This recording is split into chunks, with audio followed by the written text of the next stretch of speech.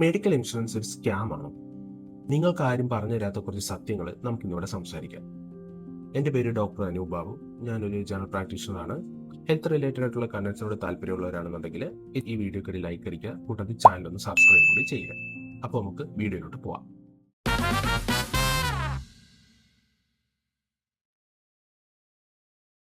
Medical insurance ഒരു സ്കാമാണ്. ഞാൻ ഹോസ്പിറ്റലിൽ ഇരിക്കുന്ന സമയത്ത് പലരുടെ അടുത്തും ഞാൻ കേൾക്കുന്ന ഒരു കാര്യമാണ്. ഇവരോടെല്ലാം ഞാൻ ചോദിക്കാറുള്ള ഒരു കാര്യമാണ്, നിങ്ങൾ സ്കൂട്ടർ എടുക്കുന്നത്, കാർ എടുക്കുന്നത്, ഇവയ്ക്കൊക്കെ ഇൻഷുർ ചെയ്യുന്നത് എന്താ? കയ്യിൽ ഇപ്പോൾ 20,000 രൂപയുടെ മൊബൈൽ ഫോൺ അതുപോലും ഇൻഷുർ ചെയ്യുന്നുണ്ട്, പിന്നെ എന്തുകൊണ്ട് ഹെൽത്ത് ഒന്ന് ഇൻഷുർ ചെയ്യാൻ മടി കാണിക്കുന്നു എന്നുള്ളതാണ്. അപ്പോൾ ഇവരൊക്കെ പറയുന്നതെന്ന് പറഞ്ഞാൽ, അത് സ്കാം അല്ലേ, പറ്റിയില്ലല്ലേ, എൻ്റെ അയലത്തുള്ളവർ പോയിട്ട് അവർക്ക് ക്ലെയിം റിജക്റ്റ് ആയി, അവർക്ക് അത് കിട്ടുന്നില്ല, ഇത് കിട്ടുന്നില്ല, റൂം റെന്റ് ഇല്ല, ഇങ്ങനെയൊക്കെ കുറേ കാര്യങ്ങൾ അവർ പറയുന്നുണ്ട്. നമ്മൾ ഇന്ന് ഡിസ്കസ് ചെയ്യാൻ പോകുന്നതും ഇതൊക്കെ തന്നെയാണ്. ആദ്യം, എന്തുകൊണ്ട് ആൾക്കാർ വിചാരിക്കുന്നു ഹെൽത്ത് ഇൻഷുറൻസ് ഒരു സ്കാമാണ്? പിന്നെ പലരും എന്തുകൊണ്ട് ഹെൽത്ത് ഇൻഷുറൻസ് വേണ്ട എന്ന് വിചാരിക്കുന്നു? അവസാനമായിട്ട് നമുക്ക് പിന്നെ എങ്ങനെ ഒരു കറക്റ്റായിട്ട് ഒരു പോളിസി നമുക്ക് ചൂസ് ചെയ്തെടുക്കാം. ആദ്യത്തെ ടോപ്പിക്കിലോട്ട് പോവാം. എന്തുകൊണ്ട് ആൾക്കാർ ഹെൽത്ത് ഇൻഷുറൻസ് ഒരു സ്കാം ആണെന്ന് വിചാരിക്കുന്നു? അതിൽ ആദ്യം തന്നെ വരുന്നതാണ് ക്ലെയിം റിജക്റ്റ് ആവുന്ന കേസുകൾ. പലരുടെയും ക്ലെയിം റിജക്റ്റ് ആകാറുണ്ട്. അതായത്, നമ്മൾ ഈ ചികിത്സാ ചെലവിന് എടുക്കുന്ന പോളിസി ഉണ്ടല്ലോ, ഈ പോളിസി കമ്പനിയിലോട്ട് നമ്മൾ ക്യാഷ് സെറ്റിൽമെന്റിന് അയക്കുന്ന സമയത്ത് അവർ ആ റിക്വസ്റ്റ് റിജക്റ്റ് ചെയ്യും.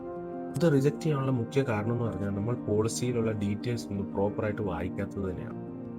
ഞാൻ ഉൾപ്പെടെ ഒരു 80% അടങ്ങുന്ന ആൾക്കാരുടെ ഒരു ശീലമാണ് ബാർഗെയിൻ ചെയ്ത് പല സാധനങ്ങളും മേടിക്കുക. ഇതേ കാര്യം തന്നെ ഈ ഹെൽത്ത് ഇൻഷുറൻസിന്റെ പോളിസി എടുക്കുന്ന സമയത്ത് ഏറ്റവും ചുരുങ്ങിയ റേറ്റ്, അതായത് ഏറ്റവും വിലക്കുറവുള്ള പോളിസി നോക്കിയെടുക്കുന്ന സമയത്ത് എന്ന് പറഞ്ഞാൽ, നമുക്ക് കിട്ടേണ്ടതായിട്ടുള്ള പല ഫെസിലിറ്റീസും അതിനകത്തു നിന്ന് കട്ട് ഓഫ് ചെയ്തിട്ടായിരിക്കും നമുക്ക് വീണ്ടും വീണ്ടും ഈ റേറ്റ് കുറച്ച് തരുന്നത്. അത് ചിലപ്പോൾ വല്ല 500-600 രൂപ മാത്രമേ വ്യത്യാസം വരുന്നുള്ളതായിരിക്കും. എന്നാൽ തന്നെയും അത് കട്ട് ചെയ്തിട്ടായിരിക്കും പലരും പോളിസി എടുക്കുന്നത്. അതാണ് ഞാൻ പറഞ്ഞത്, പോളിസി നന്നായിട്ട് വായിച്ച് ഡീറ്റെയിൽസ് പ്രോപ്പറായിട്ട് വായിച്ചിട്ട് മാത്രം എടുക്കാൻ ശ്രമിക്കുക. ഒരു പോളിസിയിൽ ഇപ്പോൾ എൻ്റെ കേസിൽ എടുക്കുകയാണെന്നുണ്ടെങ്കിൽ, ഞാൻ എടുത്തേക്കുന്നത് സ്റ്റാർ ഹെൽത്ത് ഇൻഷുറൻസിൻ്റെയാണ്.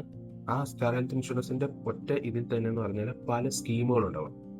ആ പല സ്കീമിൽ എന്ന് പറഞ്ഞാൽ പല റേറ്റ് ആയിരിക്കും വരുന്നത്. എന്ന് പറഞ്ഞാൽ അത് ഓരോന്നും, ഇപ്പോൾ ഇൻഡിവിജ്വലായിട്ട് എടുക്കുകയാണെങ്കിൽ ഹസ്ബൻഡിനും വൈഫും മാത്രം, അല്ലെങ്കിൽ ഇപ്പോൾ ഫാമിലിക്ക് അച്ഛനമ്മ, അവർക്കൊക്കെ എന്ന് പറയുമ്പോൾ പല പല സ്കീമായിട്ടായിരിക്കും വരുന്നത്.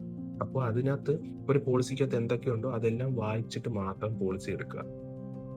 പിന്നെ ക്ലെയിം റിജക്റ്റ് ആവാനുള്ള ഒരു റീസൺ ആണ് PED എന്ന് പറയും, അതായത് പ്രീ എക്സിസ്റ്റിംഗ് ഡിസീസ്. പലരും പോളിസി എടുക്കുന്ന സമയത്ത് ഈ PED കേസുകളൊക്കെ മറച്ചു വെച്ചിട്ട് പോളിസി എടുക്കാൻ ശ്രമിക്കും. പക്ഷേ എന്ന് പറഞ്ഞാൽ, ഇപ്പോഴത്തെ ഹോസ്പിറ്റലുകളെല്ലാം എന്ന് പറഞ്ഞാൽ ഒരു സിസ്റ്റം ബേസ്, അതായത് ഒരു ഇന്റർനെറ്റ് സിസ്റ്റം സെർവർ ബേസ് ആയിരിക്കും എല്ലായിടത്തും വർക്ക് ആവുന്നത്. നമ്മൾ എടുക്കുന്ന പോളിസിക്കാരാണെങ്കിൽ പോലും അവർക്ക് നെറ്റ്വർക്കുള്ള ഹോസ്പിറ്റലിലോട്ടല്ല, അവർക്ക് നമ്മുടെ ഹെൽത്തിന്റെ ഡേറ്റാസ് അവർക്ക് എത്തുന്നുണ്ടാവും. ആ സമയത്ത് നമ്മളൊരു ആശുപത്രി ചെന്നിട്ട് നമ്മുടെ പോളിസിയിൽ നിന്ന് ക്ലെയിം എടുക്കാൻ ശ്രമിക്കുന്ന സമയത്ത് പറഞ്ഞാൽ, അവർ നമ്മുടെ ഫുൾ നമ്മുടെ ഫുൾ ഡീറ്റെയിൽസ് അവർ വെരിഫൈ ചെയ്തതിന് ശേഷം മാത്രമേ അവർ ക്ലെയിം സെറ്റിൽ ചെയ്യത്തുള്ളൂ. ആ സെറ്റിൽ ചെയ്യുന്ന സമയത്ത് എന്ന് പറഞ്ഞാൽ, നമുക്ക് മുന്നേ ഉള്ള അസുഖമായിരുന്നു ഇത്, അതായത് അല്ലെങ്കിൽ ഇപ്പോൾ പോളിസി ഞാൻ ഇന്നെടുക്കുന്നു, എനിക്ക് ഇന്നലെയോ മെനഞ്ഞാന്നതാണ് ഈ രോഗം ഉണ്ടെന്ന് അറിഞ്ഞിരുന്നെന്ന് വിചാരിക്കും. ഞാനപ്പോൾ വിചാരിക്കും ഇതൊരു വേഗമായിട്ടുള്ള ഒരു ടൈമിൽ മാത്രമാണ് ഞാൻ പറയുന്നത്, എന്നാലും പറയുന്നത്, എനിക്ക് ഇന്നലെയാണ് ഒരു രോഗം ഉണ്ടെന്ന് അറിഞ്ഞത്. ഞാൻ അതുകൊണ്ട് വിചാരിക്കുന്നു ഇന്ന് പോയി ഹെൽത്ത് ഇൻഷുറൻസ് അങ്ങ് സ്റ്റാർട്ട് ചെയ്യും. ഈ ഹെൽത്ത് ഇൻഷുറൻസ് എടുത്തിട്ട് നാളെ ഞാൻ വേറെ ഏതെങ്കിലും ഒരു വലിയ ആശുപത്രിയിലേക്ക് പോയിട്ട് എൻ്റെ രോഗത്തിനുള്ള ചികിത്സ ഈ ഇൻഷുറൻസ് വഴി സെറ്റിൽ ചെയ്യാനുള്ള ചിന്തയിലൊക്കെ പലരും പോകും. പക്ഷെ അങ്ങനെ നമുക്ക് കിട്ടത്തില്ല. ഈ പറയുന്ന പ്രീ എക്സിസ്റ്റിംഗ് ഡിസീസിനൊക്കെ നമുക്കൊരു വെയിറ്റിംഗ് പീരീഡ് ഉണ്ടാവും. അടുത്തത് ഞാൻ പറയാൻ പോകുന്നതും അതേ ടോപ്പിക്കിനെ പറ്റിയാണ്, വെയിറ്റിംഗ് പീരീഡ്. ഓൾമോസ്റ്റ് ഒരു 70% പോളിസികൾക്കും വെയിറ്റിംഗ് പീരീഡ് ഉണ്ട്. അത് എല്ലാ അസുഖങ്ങൾക്കും ഇല്ല, ചില ചൂസ്ഡ് ആയിട്ടുള്ള അസുഖങ്ങൾക്ക് മാത്രമേ ഈ വെയിറ്റിംഗ് പീരീഡ് ബാധകമായിട്ടുള്ളൂ.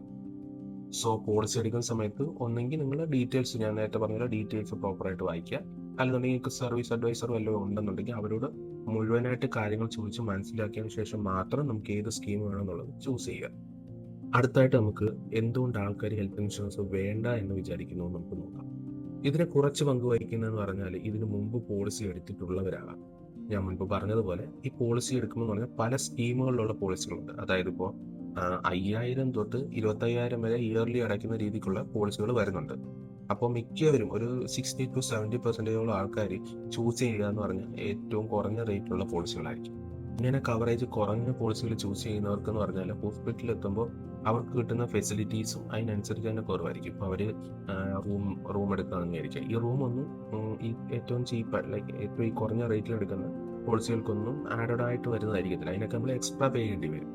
ഈ പി ഡി കേസുകൾക്ക് വെയിറ്റിംഗ് പീരീഡ് ഇച്ചിരി കൂടെ ഏറെ ലോങ് ആയിരിക്കും. അവയും ഇതിനകത്ത് തന്നെ സെറ്റിൽ ആകാത്ത അവസ്ഥയൊക്കെ വരും.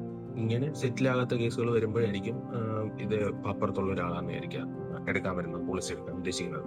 ഇവർ വന്നിട്ട് പോളിസിനെ പറ്റി ഇങ്ങനെയൊക്കെ എടുക്കുന്നതിന് കുഴപ്പമുണ്ടോ എന്നൊക്കെ തിരക്കുന്ന സമയത്ത് ഇല്ല ഇല്ലടാ ഞാനിങ്ങനെ പോളിസി എടുത്തിരുന്നത്, ഞാൻ ആശുപത്രി ചെന്നപ്പോൾ എനിക്ക് കിട്ടിയില്ല, അത് കിട്ടിയില്ല. അങ്ങനെ കേൾക്കുന്ന സമയത്ത് അപ്പുറത്തേക്കുന്ന ആൾക്ക് ഈ പോളിസി എടുക്കണമെന്നുള്ള ഒരു ചിന്ത മാറി.